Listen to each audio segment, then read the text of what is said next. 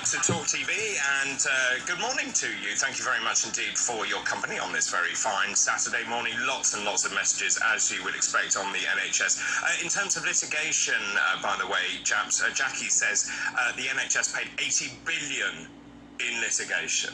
80 billion? Yes, apparently. What period? Wow. Well, probably a month. I don't know. The budget's only 160 billion. No, it must be over a number of years. But I mean, the point is, we know that. We know they're paying out, and but obviously we've already identified savings. Yes. On the back of an envelope. Yes. Yeah. So if there was more competence and perhaps less in the way of... Well, too many middle management, aren't there? There are too many middle managers, too many people actually looking at targets. Every time you bring a target, and you have to measure whether you've got that target, and so on and so on. Anyway, let's move on from the NHS. Yes. Shall we talk about railways? Talking of competence. So page 2 of The Sun has quite an interesting take on the RMT strikes, which of course are on today, as I've just realised trying to get in and having to drive. Tube strike, third day, I think. Rail strike, third day. Tube strike? Yesterday was tube strike. Yeah, today's rail. Today's rail? Yeah. Because every day there's a different strike. And which just to before make... effectively means you're disrupted one way or the other. Yeah, it's hideous. And it's been, kind of 3 days on the trot. I actually think, though, that we're starting to get slightly conditioned to it as a public. I think we're starting to get used to it. Now, I know we shouldn't, and I think the strikes are abhorrent, and I think that the pay demand of the RMT is completely unrealistic, and simply all it will do is continue to fuel further pay demands next year, the year after, and so on. It becomes a never-ending kind of circle, doesn't it? I think Grant Shapps has got the right idea. Now, assuming that he stays as Transport Minister post-September the 5th, when the new Prime Minister is elected, he's come out on The Sun today and just said, look, there's legislation which you can enact, which effectively says that no longer will the government stroke employers actually have to consult with unions. They can just get on with it. Now, what I think is coming here, I think that the future government are going to face off the RMT just like Thatcher did the mining unions. And I really hope that happens. Now, bearing in mind that when you're on strike as an RMT member, you receive strike pay. I think it's about £70 per day. That's going to run out, surely. That can't be an unending entity, an unending pot of money. I think they had many millions up their sleeve. But they've got lots and lots of members. Thousands and thousands of members. Yeah. I suggest, and look, this again might not be a popular suggestion, but let them carry on.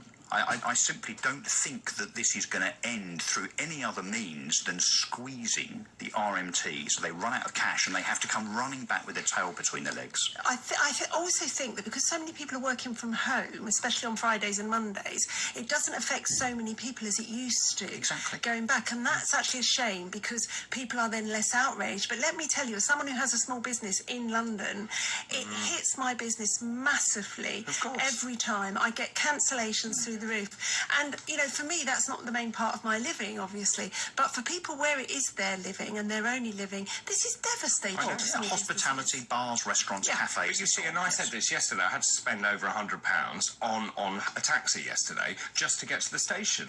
Now, I'm lucky that I could do that, but not many people can do that. And if you're only earning £100 in the day, why would you go to work? I mean, the whole thing is absolutely ludicrous. It's interesting, there was a poll apparently this week that suggests that the public actually becoming a little bit more sympathetic towards rail strikes. Now, I cannot believe that is the case. I suggest that poll was taken by people that don't commute. Yeah. So if you took a proper mix... And I had people saying this to me yesterday on Twitter, saying, well, I just stay at home and I open the curtains and the windows and have a lovely time. And I thought, and they said, why don't you do the same? Because I've got to be in Leeds. That's why. So I don't think there's broad support, but I do think that the public and indeed the rail companies and the government are just going to sit there and say, OK, we'll just carry on. But you see, I think also this is going to hasten automated trains. I think they will do away with a lot of those jobs. I think they're signing their own death warrant. I agree, and particularly because if there's less revenue as a consequence of strikes, that means that there's bigger losses. Bigger losses means more cuts and more redundancies. So, this becomes a self-fulfilling negative prophecy, I'm afraid, for the anarchist that is Mick Lynch. But you see, also the strike action, you only need to ballot 50% of your members, and of those, only 40% need to vote in favour of strikes. So therefore, the majority can oppose strikes, but strikes still come in. That can't be right. And I think they'll change that too. There's a very militant stance. Those of us that are old enough to remember can see this back, from the 70s. This is less about the money for their members and more about power. I think it's got everything to do with trying to unseat government, just trying to be anarchic. 100%, that's what it's about. And of course, Mick Lynch himself has called for a general strike. What's that got to do with train drivers? So it's all very well him sitting there as the union leader saying that I want my train drivers to have more money, but to actually call on everybody to go on strike is militant. It is militant, and I hope that Grant Shapps and his trust, who I'm sure it will be, will stand up to them and bleed them dry. That's what I hope will happen. I think it's pivotal. Yes. I really do think something's going to happen because it's not fair. And also I think the elephant in the room here is this is an industry that's been bailed out. They had furlough. The railways have been losing a lot of money. It's been bailed out by subsidised. government. And I heard Mick Lynch saying, well, this is up to the government. No, it's not. No, it absolutely isn't. It's actually up to the travelling people, and if people just stop travelling even more than they already are, there won't be any money going into it anyway. It's interesting when you look at strike history, actually, just very briefly, that strikes undoubtedly back in the day, did help advance workers' rights. There's no doubt about that, but not in the last 100 years. So if you look back the last 100 years, strikes have achieved absolutely nothing. All that's happened is eventually the unions have given in. Hasn't given them anything at all. All it does is disrupt the nation, and like we've seen in previous strike situations, I think the public get very, very miffed with the unions indeed. Shall we talk about Tories and leadership contests? So, yes. So something quite interesting has happened today, I think. Well, with Gove's intervention. So Gove has come out now, and it's in all of the papers, to support Rishi Sunak, which actually I think is a wonderful thing for Liz Truss. well done, Gove. Maybe there's a bit of colour subterfuge going on here, really, so maybe he really supports Liz Truss, and this is the final nail in Sunak's coffin. So, look, Gove, I don't think he's a big friend of many Conservative MPs. I don't think the public have much of a regard for him. I think he's seen as being a bit odd, frankly, and he's certainly still seen as the kind of the Brutus when it comes to how he dealt with Boris back in the day in terms of the leadership election that was a few years ago. And now he's supporting Brutus. Yes, the other Brutus, indeed. So I think, and also what Gov has come out, and I think ridiculously for a Conservative, he's come out very blatantly and said that he does not support tax cuts. This is a Conservative MP, part of a Conservative Former government. Chancellor. Yes, talking about not supporting tax cuts.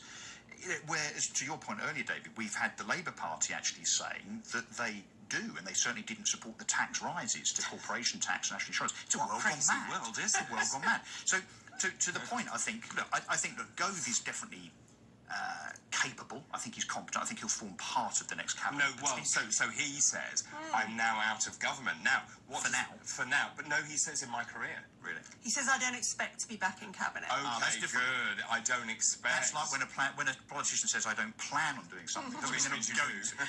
Yes.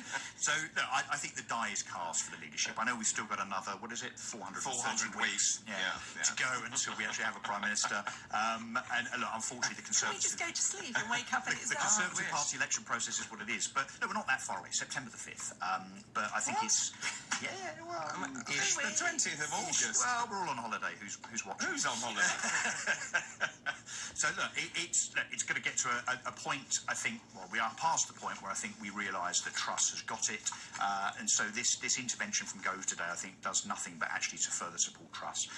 It is so interesting, isn't it? It is. And let's hope, as we just said, that what we end up with post-September the 5th is a proper Conservative government. So not one that acquiesces, not one that has its head turned left, right and centre based on populism and headlines, one that actually has Conservative policies, Conservative ideology, and actually stands its ground based on being centre-right, tough on crime, all about freedom of speech, freedom of markets, and in particular getting their heads round the economy. What Liz Truss wants to do, I think, when it comes to bringing the Bank of England back in line, we've got this crazy situation with the Bank of England where Andrew Bailey seems to be single-handedly deciding what happens to our economy, keeping inflation low at the risk of us plunging into years' worth of recession. We've got to get hold of that. Totally and right. Andrew Bailey, again, we talk about the NHS being unaccountable. Andrew Bailey, £575,000 a year, not elected, unaccountable. How can it be the... One job. One individual deciding our economic fate? Well, quite, but one job, keep inflation at 2%.